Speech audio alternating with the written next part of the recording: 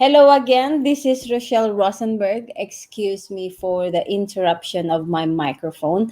So, last week we were talking about Re'e, and it has been a week since. So, now we have arrived to Shoftim. So, this whole month talks a lot about Deuteronomy. It's all about the judgment and how we judge and how to do justice, fairly justice, how we obey God in offerings. So last week we have spoken a lot about the offerings and the priestly blessings, obedience, and then we talk about the dietary food, why it's so important with us, and what does it relate in our lives, right? And we also talk about having a careful thought. We have to be careful in our thoughts, and that we have to celebrate life with passion and mercy, right? So we're just gonna have to begin with this weekly portion.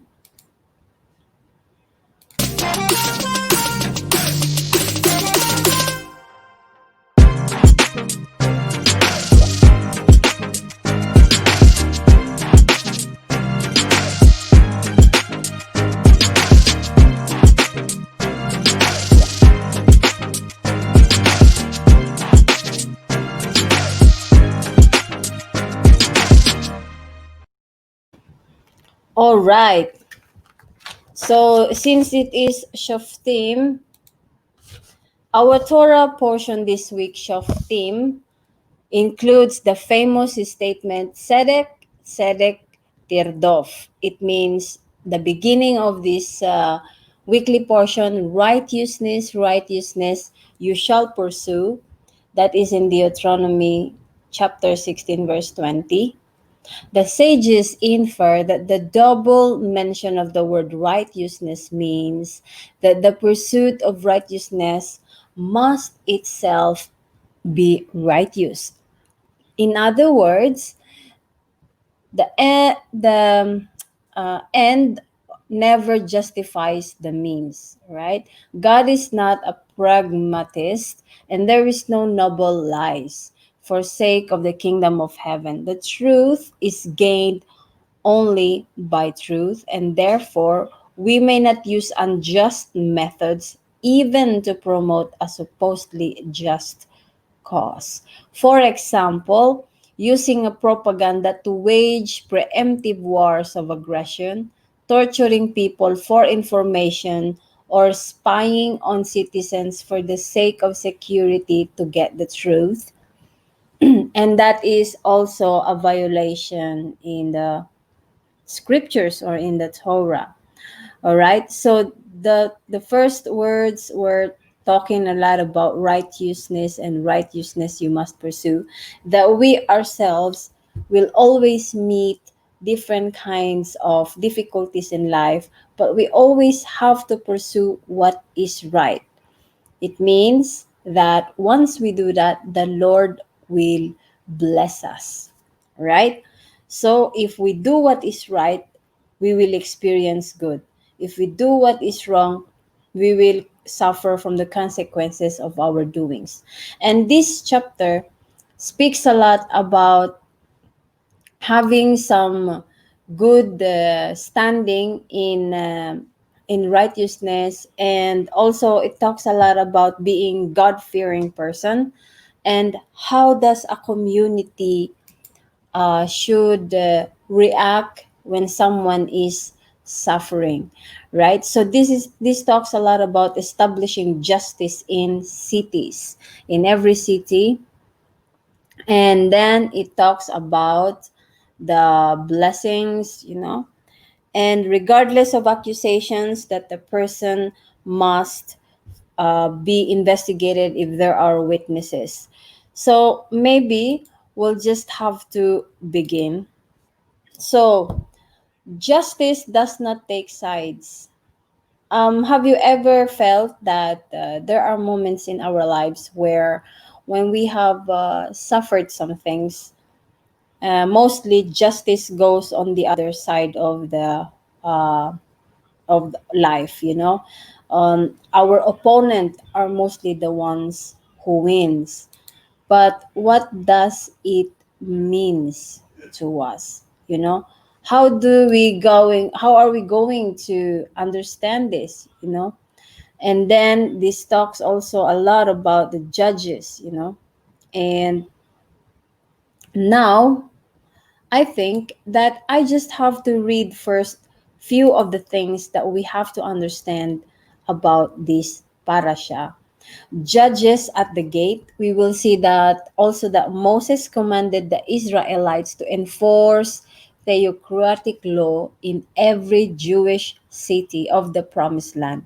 Shoftim, judges, were to be appointed in every city to decide cases of civil, domestic, and even religious controversies. These judges were to act with mishpat, which means justice, and tzedakah, righteousness, and were to be entirely impartial in their findings. Don't you see this in our surroundings or in every nation, in every city? This is performed by every country. In every city, we always have a community hall or city hall where there are prosecutors, judges, police officers who are ruling in every areas, right? And then these are the these are the authorities that are set according to the scriptures, so to organize the peace and to organize the characters, or maybe the treatment of people towards each other and towards their environment, right? And then this also talks a lot about appointing a king, and how shall a king or a leader should be. All right, it's very important for us to understand these things, because we always think that being a believer means that you just read the scriptures and it doesn't have any meaning in our lives. So that is what we think mostly in the beginning of our faith. But since we are reading Shoftim, this Deuteronomy, even appointing a king, you have to overlook on their lifestyle, on their characters, and the way they handle their family, how they handle their surroundings, you know. This should be a good example. So in this connection, Moses then waxed prophetic and spoke of the coming Messiah. So there was an appointing of the king. And then this talks a lot about many things, like how beautiful upon the mountains are the feet of him who brings good news, right? And this has a lot of promise in this portion. So I believe that we have to consider the authorities over us, and we have to see that even God gives them power so to test our characters, you know. And one more thing is that we always have to pray for our leaders. Never forget them. Okay. And now, since the topic for the first reading Sunday was justice does not take sides. Okay, and we're gonna go through that. It is in Deuteronomy 16 in 18. You shall set up judges and law enforcement officials for yourself in all your cities that the Lord your God is giving you for your tribes, and they shall judge the people with righteous judgment. So we can look at the leaders that we have right now in our surroundings. Do they go and take bribe? I mean, not bribe. I'm sorry. Do they take bribe, or do they judge unrighteously? Do they partake sides, because in this kind of judgment, they should not take sides. The judge should not take sides. The prosecutor should not take sides. There will, of course, be a defender for a crime caused by the opposition, but they should execute what is right without believing both sides. Okay, they should not believe even to the right or even to the left, but they should just perform what is supposed to be done. Okay, now we're gonna go to the second reading, an example of a God-fearing king or a leader. This is what we talked about a while ago, and we can find that in chapter 17, 18 to 20th. Now notice here the words we're going to read. And he shall not take many wives for himself, and his heart must not turn away. And he shall not acquire much silver and gold for himself. And it shall be, or it will be, when he sits upon his royal throne, that he shall write for himself 2 copies of this Torah on a scroll from that Torah which is before the Levitic Kohanim. And it shall be with him, and he shall read it all the days of his life, so that he may learn to fear the Lord his God. So what does this mean for us? This means for us that the godly fearing or a godly fearing leader should only be married to one. They should not turn aside from having many wives. Why did it say that not to have many wives? Because not to have many wives, because every individual has their own belief, right? So if you are married to someone, if you are a believer and you are married to someone who do not hold the same idea like you will probably end up in pleasing your partner because you don't hold the same thing, and sometimes you are suppressing your own belief, or sometimes you can be swayed by their belief, which is in our faith says that if you are a leader, you shall have your own faith, and then you will have one wife. And of course, we have to look at the surroundings, that our partners will have one belief and one ideas like us, right? And this is important, that the person should not acquire so much silver and gold. What does this mean? It means that the person should not go after materialistic things.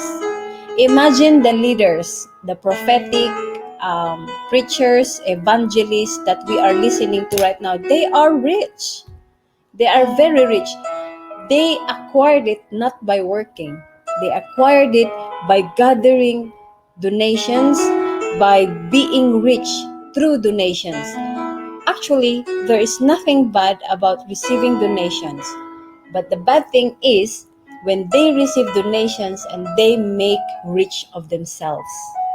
Where shall you find in the scriptures that says that the donations shall be used to buy helicopters, mansion houses, beautiful cars, and beautiful clothes? It says in the Bible that if a person or a community gives their offering for the Kohanim or for the priest or for the servant of God, it shall be given to the priest as a food, and it shall be also shared with the community who are in need, like the widows, the orphans, right? And the old people who do not have anything at all. It's very important that we recognize these things as a believer, to not just believe in leaders who are using their faith and their belief to gain money from you, because that is as well stealing, I believe. If you read Deuteronomy 17 and 18 to 20, here it says that a leader should not acquire much silver and gold for himself. So they should not be selfish. right? They should not be selfish. And why? And it says here on the second verse that the leader should have two copies of the scriptures, of the commandments, so that they have something to read upon, so that they have a guide. Why are they standing or sitting in that throne? Why are they standing in front of the community? Why were they voted to become a leader? They were voted because of the people, and they were sitting there because God had given them power. It's very important for us to understand the leaders, that they shall have this kind of godly fearing attitude, that they will understand the cries of every people, right? And why does a leader have to be in this kind of character and manner? It's because it says here in 19th that so that he will learn to fear the Lord. All right? In 19 it says that when he have the scroll or the Torah as a guide, he shall read it all the days of his life. So it means if you are a believer and you are achieving to become a servant of God, give time to your Bible. Read it. Read it, because it is wisdom for you. If you want to be a leader, you have to stick in reading the scriptures. You have to stick in understanding the community guidelines, right? The policies and the rules, understanding how the authorities work. Because having a faith in God is authority. Authority in changing people's life. Authority not for you to execute towards others, but for you to develop your own self so that you can encourage others, right? Now, let's get to the next, serving without personal gains or personal benefits.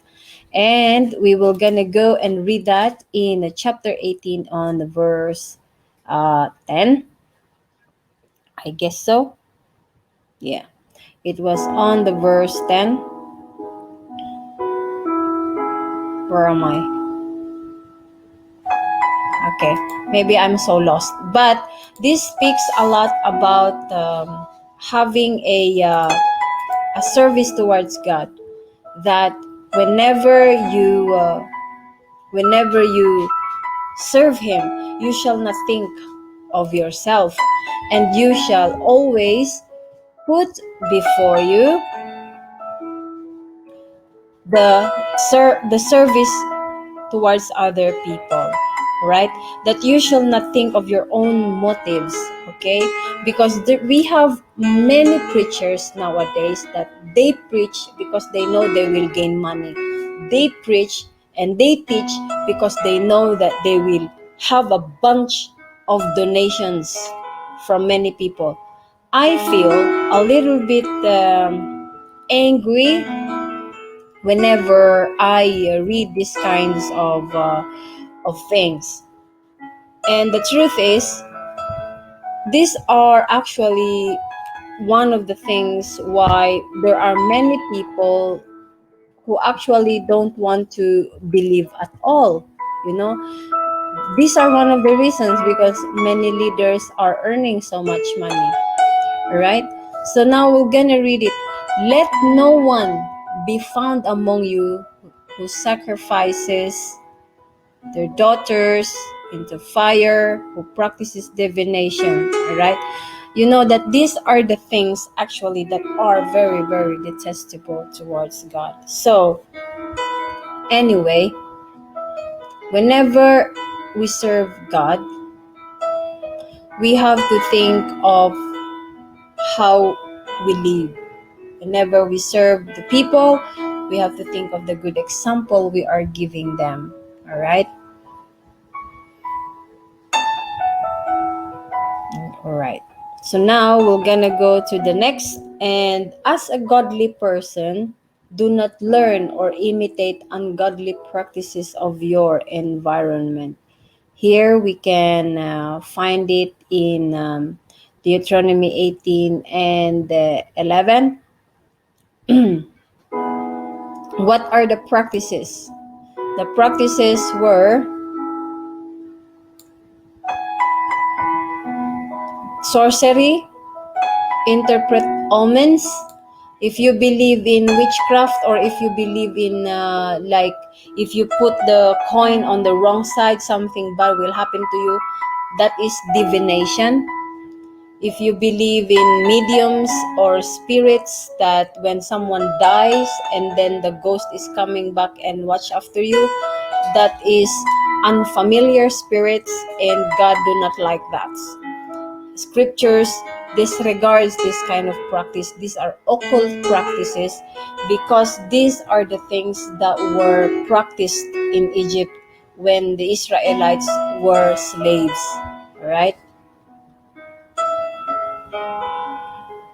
Okay. Anyway, just to make it right with one that I spoke while ago, I think it was in chapter in this Tuesday reading, serving without personal gains. I think we have to change that to 18. Um,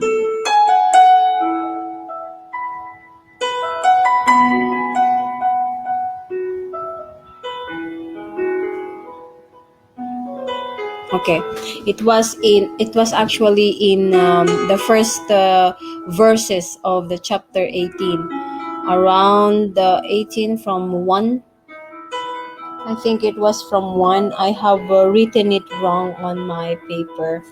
Okay, it was actually not there, but it was fine. It's fine. All right. Anyway, when it comes to the godly person who does not learn or imitate ungodly practices, if you are a believer, and before you have been practicing witchcraft, before you have been practicing horoscope, before you have been practicing things that you do not know, the scriptures is clear that you shall stop to do that. You shall stop doing that. You shall not do these things. Let no one be found among you who sacrifices their son or daughter in fire, who practices divination. Why in fire? Because there is a history about the Baal, where they believe that their life will become better if they will sacrifice their children, right? And this statue has a big mouth, and there's a burning fire underneath that mouth, and then it receives the children. So they push the children, young children, and even those who do not have children, buy children from those who have children. And then when the children are burnt, the drums are becoming louder so that the parents won't hear the cries of the children. And this is actually backed up by some researchers in the history, that there were found some skeletons about the Baal worship. And these were the traditions actually in some countries, where they burn people, they burn children for a sacrifice offering, because of the belief that they are innocent, and that certain unknown God would accept this kind of, how you say, this kind of sacrifice. And the scripture speaks a lot about do not engage in witchcraft, do not interpret omens. Interpret omens are like, if someone thinks that if you fall a coin or something happens, or if you fall some cup of glass on the floor, something happens. And whenever those kind of mystical or mysterious belief that our old grannies or grandpas say, and then, or if someone dies, they comes up and visit you. These are actually non-biblical, and God forbids it. Even spirits and mediums, we have to remember that.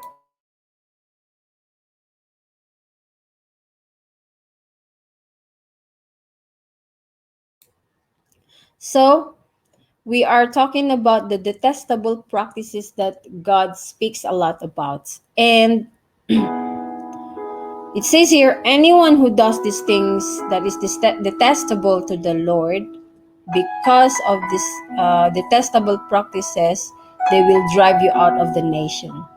You must be blameless. You must be blameless. So if you practice that before, I pray that um, you will start to repent. I pray that you will come close to God and pray that you regret in doing these things. If you really are serious about your faith, then I believe that you will be hit by these words that I say. Because I'm not apart from you. I'm not different from you. When I didn't know, I also believed in some kinds of spirits. I didn't though believe in horoscope, but I believe in the spells, in the omens. I believed in that before. But when I learned about God, when I learned that it was forbidden, I changed my mind. Right? It's very important for us to remember that. It is for our own good. I don't say it because I want to, but it's because that's the truth written in the Word of God. And if we are really true to our relationship with God, it is just like when we have a relationship with our families, with our children, and with our husband, then we ought to do the things that we are not going to do these things they don't like. Now, let's go to the next reading in Deuteronomy 19. Let's jump in that. Deuteronomy 19, and it says here in 6 and 7. Okay,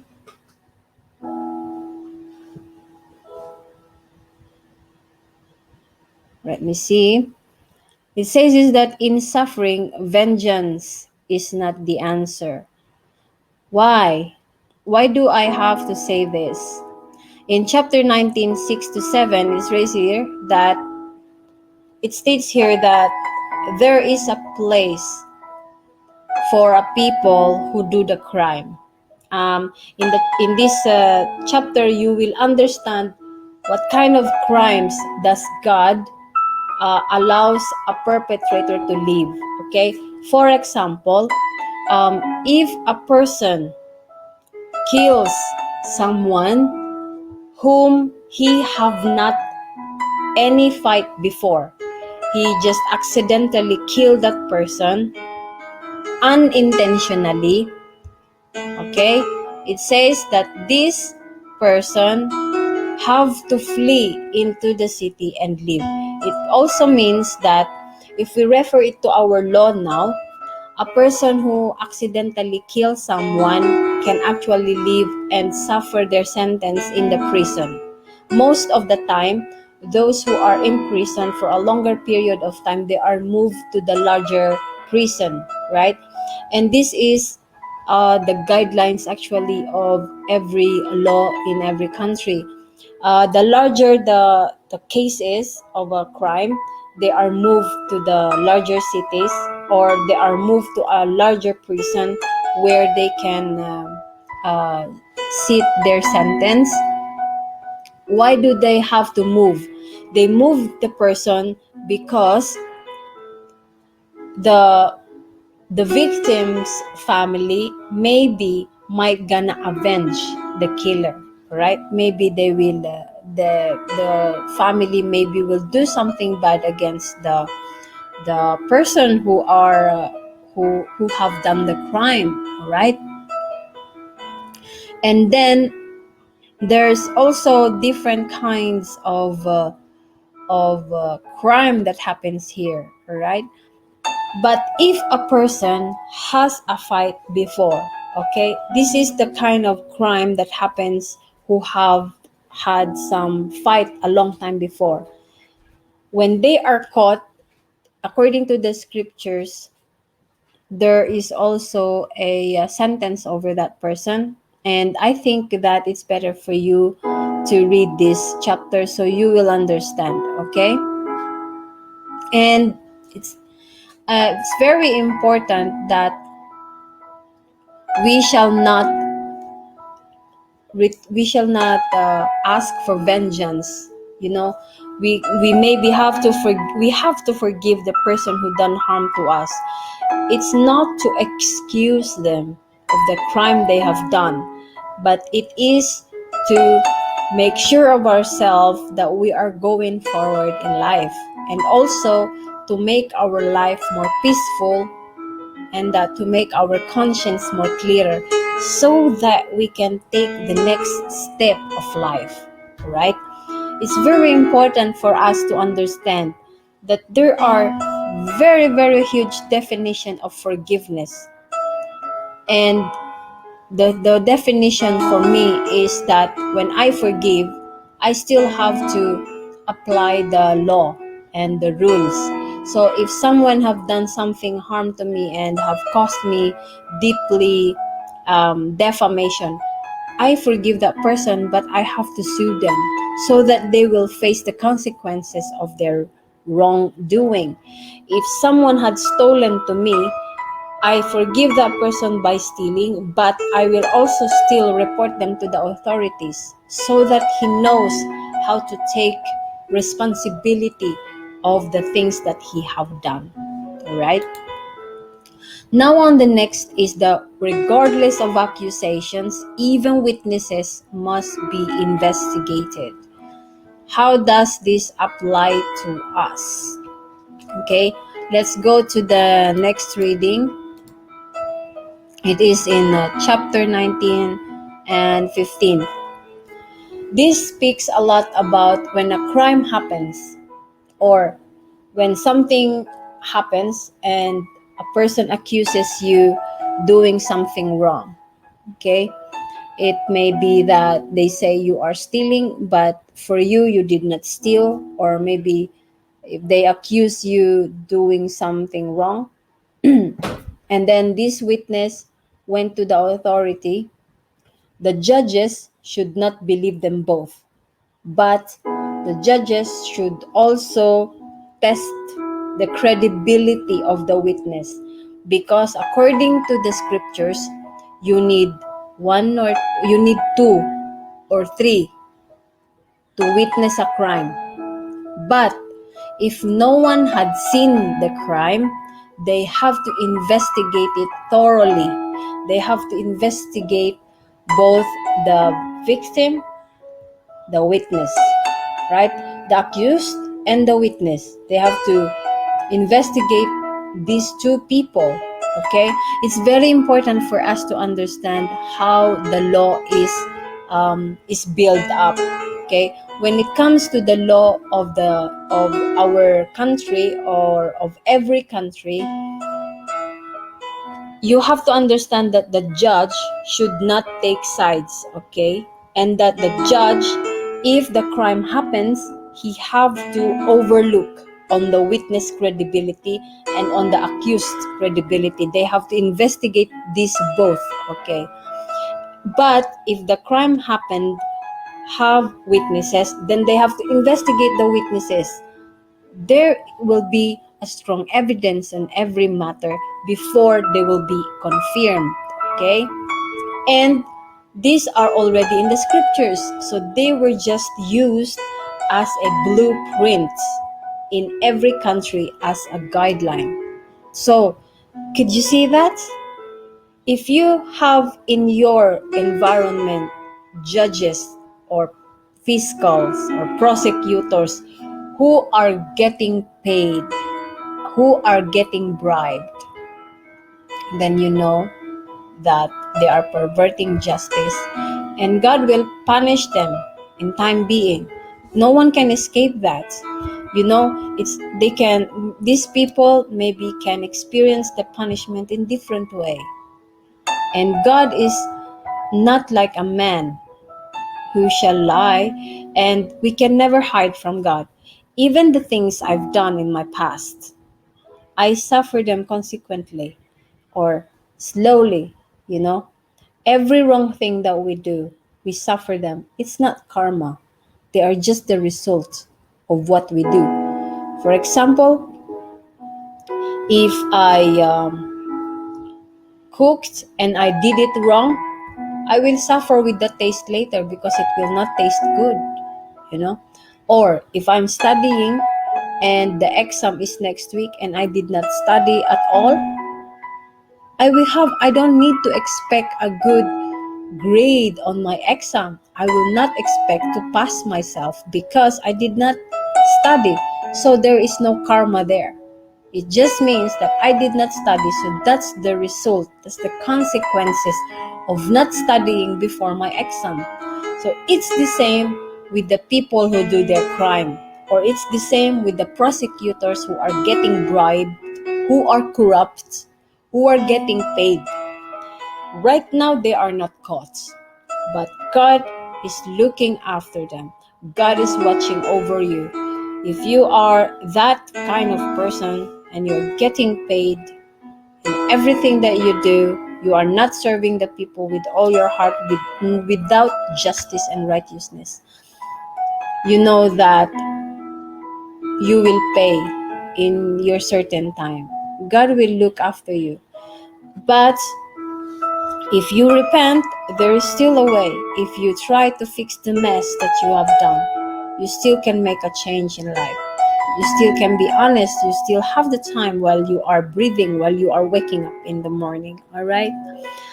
And even here in 15, it says, one witness shall not rise up against any person for any iniquity or for any sin, regarding any sin that he will sin. By the mouth of two witnesses or by the mouth of three witnesses shall the matter be confirmed. That's clear. Very, very clear. It means that I cannot accuse you of doing something wrong if I don't have any reason to say, or if I do not have any strong evidence to accuse you of, or to say to you that you are wrong.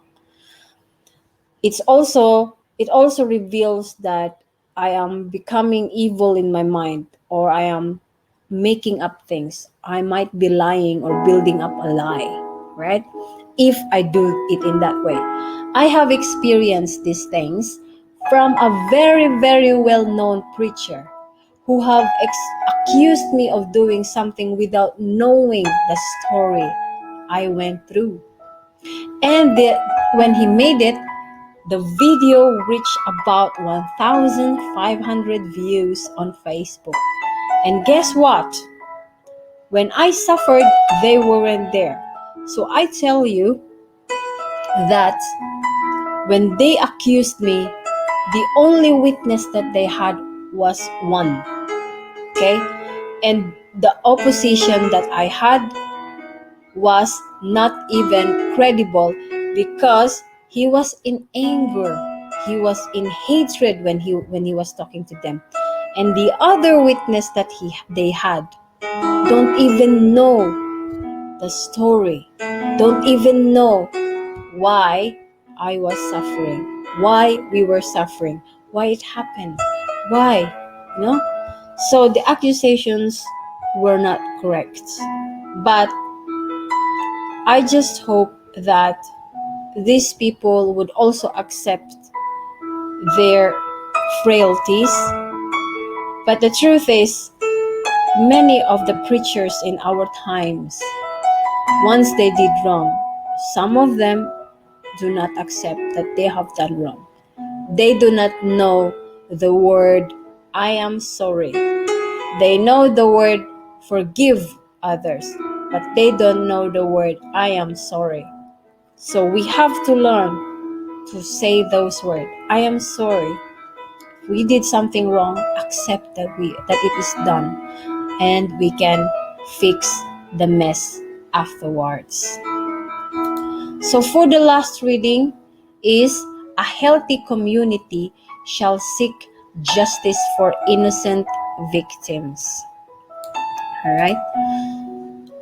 So for this word, it is in 21. It is in 21, 5.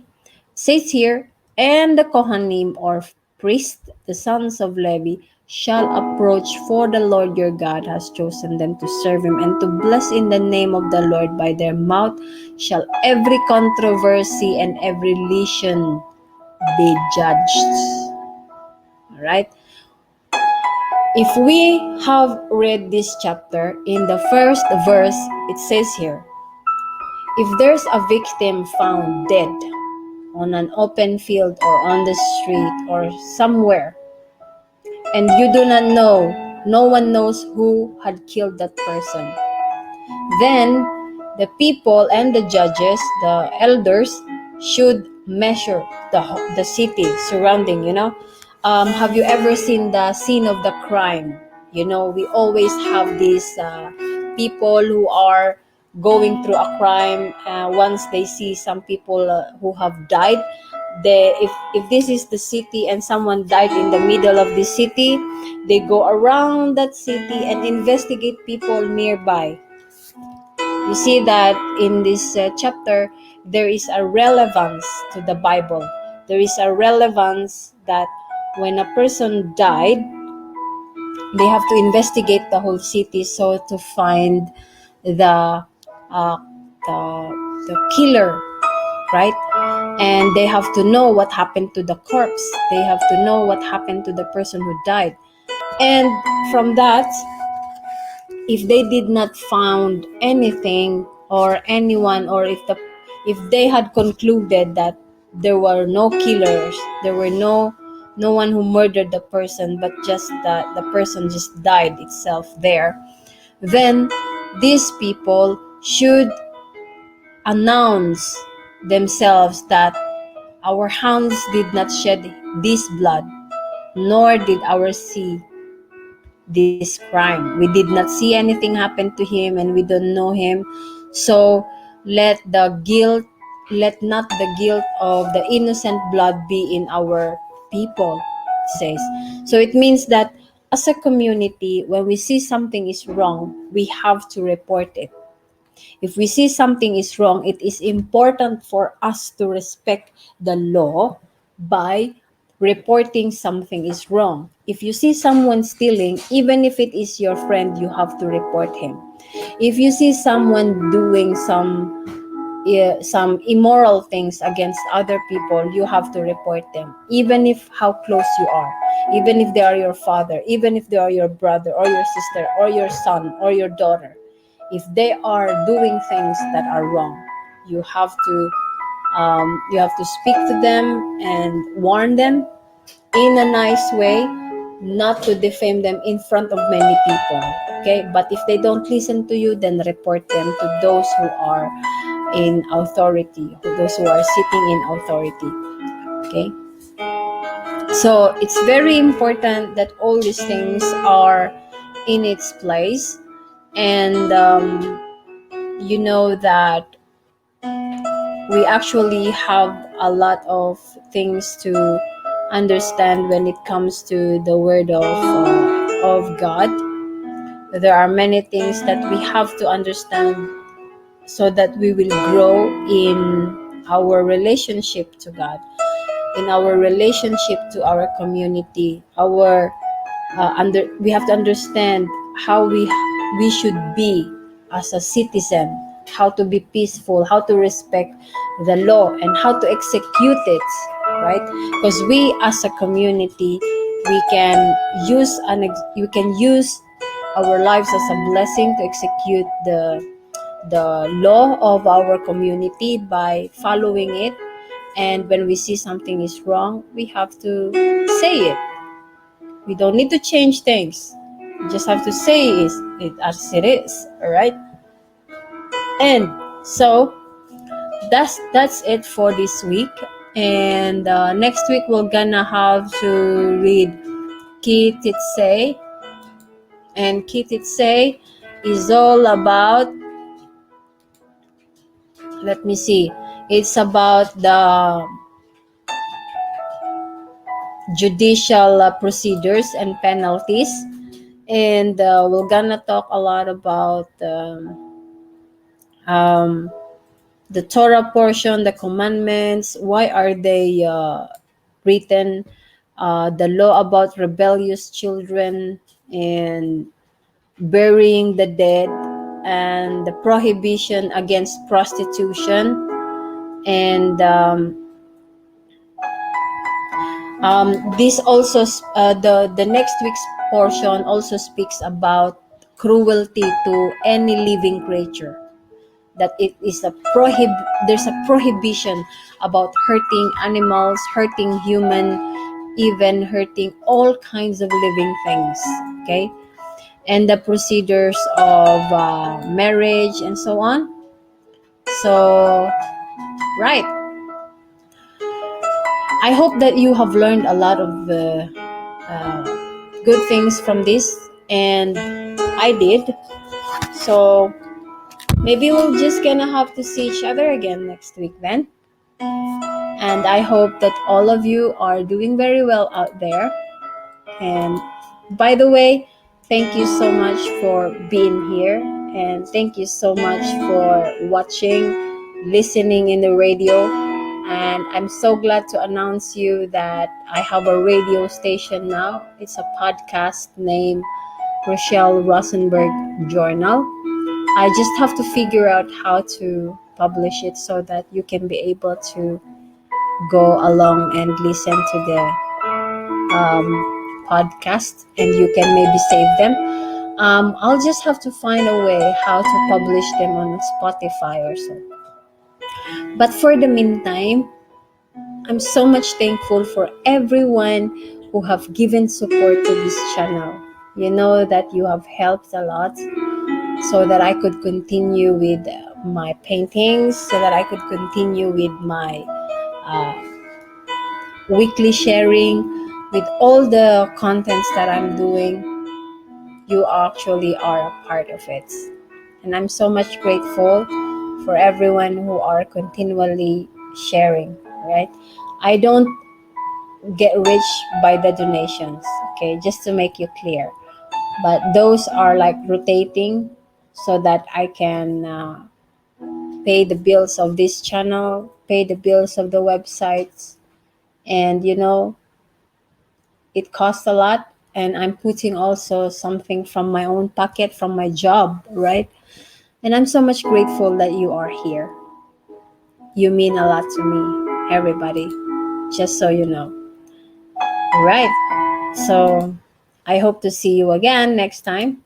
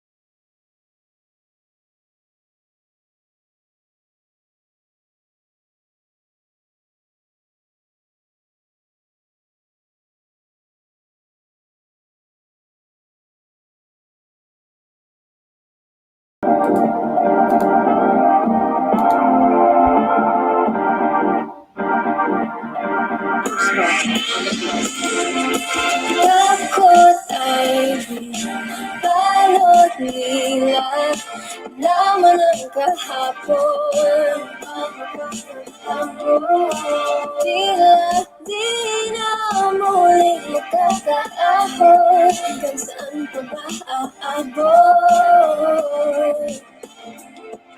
Sisikat di na alam. Dahil bukas ay matagal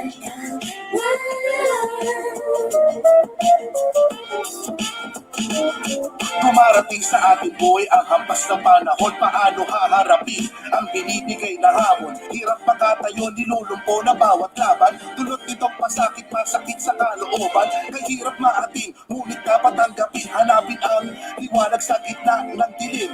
Handa kong tumawid kahit makipat ang tulay. Dahil busilak na damdamin ang taglay ko at gabay. sisikat di na alam.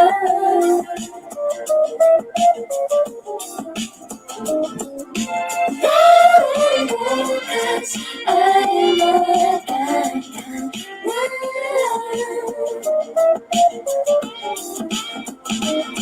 Mga tina mo na sugat ang nagsisilbing lakas. Lahat ng tinaranas, alam na may wakas. Tapang ng loob ang tutumbas sa pagsubok. Kinayang harapin, dagok at suntok sa sulok. Pagsubok na dumarating, kayang lampasan. Matibay ang dibdib, puso at isipan. Ako'y Pinoy, pagiging matatag. Hindi magpapatinag Diyos ang aking kalasan. kumapit sa langit. Subukan mo na lagi.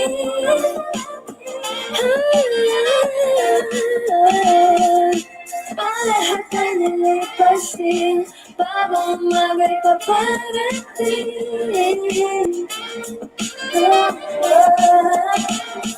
Sisikat di na alam. Sisikat din ang araw at sa mga pangarap ay hindi aayaw. Dahil bukas ay matagal Ang bukas ay matatanaw, ang ating tagumpay sabay-sabay isigaw. Ang ating tagumpay sabay-sabay isigaw. Ang bukas ay matatanaw, ang ating tagumpay sabay-sabay isigaw. All right. So thank you so much again, everyone. That was the song titled Bagong Bukas or New Tomorrow from Vendetta featuring Luna. It is a music produced for Rochelle Rosenberg. So thank you so much again, everybody. And I hope to see you again.